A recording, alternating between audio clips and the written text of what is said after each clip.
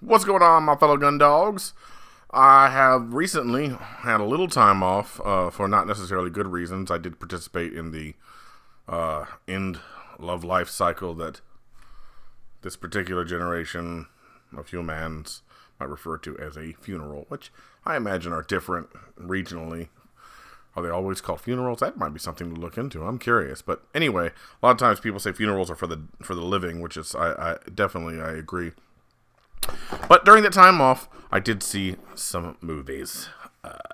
First, I should mention Werewolves Within. Now, this is based on the video game, which is based off the card game, which is a tabletop game. It's one of those secret roles games where there's like 6 people, and somebody is there's is it like 12 cards, like 12 rolls, but like maybe 9 players or 8 players, 6 players. Anyway, I forgot all the rules. I'll watch people play it on YouTube. If you guys don't know, I'm a big fan of YouTube. I spend a lot of time on there. What I do not spend a lot of time is at gatherings playing games. I mean, just at social gatherings in general. And that's I used to back in the day, but so basically the Werewolves Within was just a dark comedy about and there are werewolves, but I wouldn't call it a werewolf movie first and foremost. If anything, I'd call it a Clue-esque mystery whodunit film with jokes, or it's actually quite like Clue with all the big characters that are just played up. All the actors are playing them real big. And it was a really good time. I was going to say it was a 6.5 out of 10, but they put the hot chick from the Verizon ads. And so, I bumped it to a 7. And if you guys know who I'm talking about, you'll know why. Also, like, I saw a bunch of movies recently. But let me just talk about yesterday's experience. I watched 3 films. And the whole day, because this was the day before I had to go back to work, which of course you guys know I shampoo George Washington's beard. I was just itching for some type of just like entertainment, something engaging. And I love horror. And what I had been doing was going, top horror, Rotten Tomatoes, and then I put the year 2020. For example, when I did that, I got like a list of like something like 47 movies, and I had been going through. I wasn't watching all of them. I was just like pointing at, pulling out the ones that looked interesting. I'm like, that sounds interesting. It's got a good rating, whatever, watch it. And I exhausted that list, and then I just went general, like, just show me all the movies that came out in 2020. And I was scrolling through that list, and so the first movie I watched, because again, I do favor horror, was like Saint Maud. I'd heard a lot about it. Saint Maud. Even on the poster, they're like, masterpiece. Something to show your children. No, don't show your children. I don't, whatever. Masterpiece. Great. And it says like 95%. Awesome. I watch it.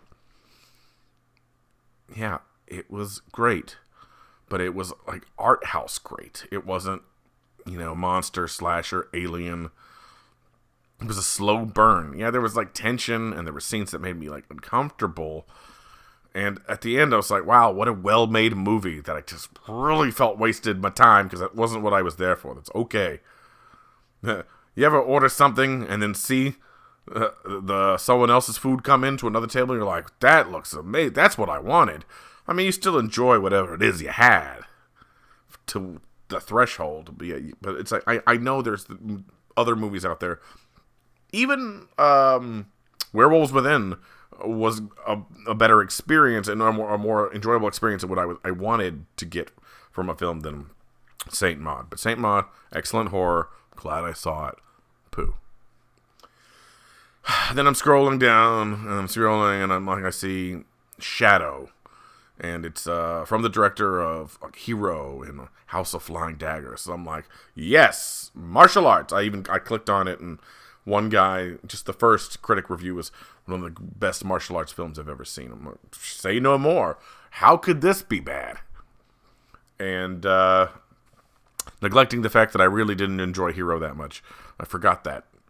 And so I watched Shadow.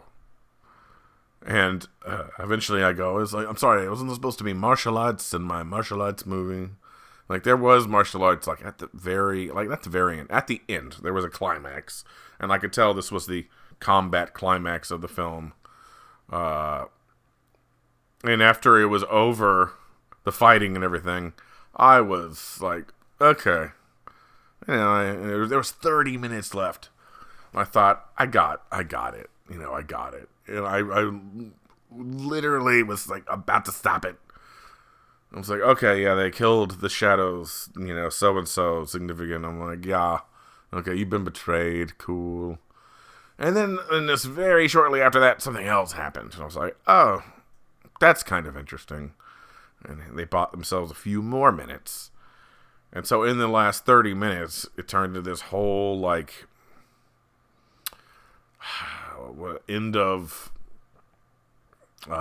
Titus Andronicus, end of Hamlet, like literally Shakespearean unfolding of events of like betrayal and just like backstabbing and people not being who they appeared to be, and it all wrapped up in this wonderful resolution, exhausting resolution where I was like, wow, what a great fucking movie.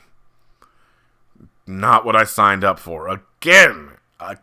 And I had realized my problem was that it was the Rotten Tomatoes. I was glad to use the list because it gave me such a comprehensive list, an extensive list of movies.